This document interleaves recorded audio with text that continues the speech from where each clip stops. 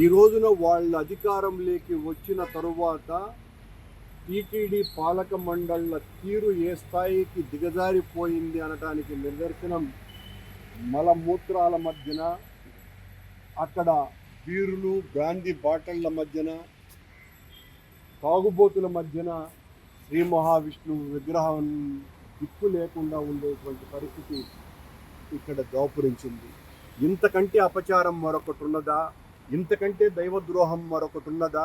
సాక్షాత్తు శ్రీ మహావిష్ణువు విగ్రహానికే స్వామివారి పాదాల చెంత ఉన్నటువంటి ప్రదేశంలోనే, అది కూడా టీటీడీ స్థలంలోనే ఇంత నిర్లక్ష్యంగా, బాధ్యతారాహిత్యంగా వీళ్ళు ప్రవర్తిస్తున్నటువంటి అనుచిత రీతి ఎంత దుర్మార్గంగా ఉంది అనటానికి ఎంత బాధ కలుగుతున్నది అంటే, ఇంతకంటే నేరం మరొకటి లేదు, ఇంతకంటే ఘోరం మరొకటి లేదు, ఇంతకంటే దైవ ద్రోహం మరొకటి లేదు, ఇంతకంటే హిందూ ధర్మం మీద దాడి మరొకటి లేదు. ఆయన్ని ఈ రకంగా పాడేశారంటే విజిలెన్స్ వాళ్ళు చూసుకోలేదా? పాలక మండలి చైర్మన్ నిద్రపోతున్నాడా? అధికారులు చూసుకోవటం లేదా?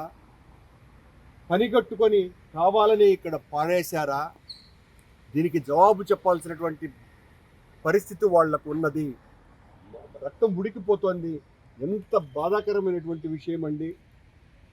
టీటీడీ స్థలంలో వెంకటేశ్వర స్వామి ఆలయ పాదాల ప్రాంగణం దగ్గర శ్రీ మహావిష్ణువు ఈ రకంగా ఇక్కడ దారిన పోయే వాళ్ళందరూ మూత్రాలు వదలటము, అక్కడ తాగుబోతులు, బీరు బాటిళ్ళు, బ్రాందీ బాటిళ్ళు, బిర్యానీ బాటిళ్ళు, ఈ మధ్యన స్వామి పడేసినారు అని అంటే ఇంతకంటే దారుణం మరొకటి లేదు. సిగ్గుపడాలి రాష్ట్ర ప్రభుత్వం, సిగ్గుపడాలి ఈ పాలక మండలి చైర్మన్, పాలక మండలి. ఇంతకంటే దారుణము, పాపము మరొకటి లేనే లేదు. ఘోరాతి ఘోరమైనటువంటి అపచారం సాక్షాత్తు శ్రీ మహావిష్ణువుకే పట్టినటువంటి ఇంత దుర్గతి పట్టించినారు వీళ్ళు. ఇలా ఏం మాట్లాడాలో కూడా అర్థం కానటువంటి పరిస్థితి. ఘోరాతి ఘోరమైనటువంటి అపచారం ఇది.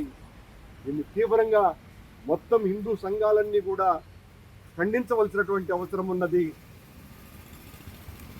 స్వామివారి విగ్రహాన్ని ఈ రకంగా పారేస్తారా?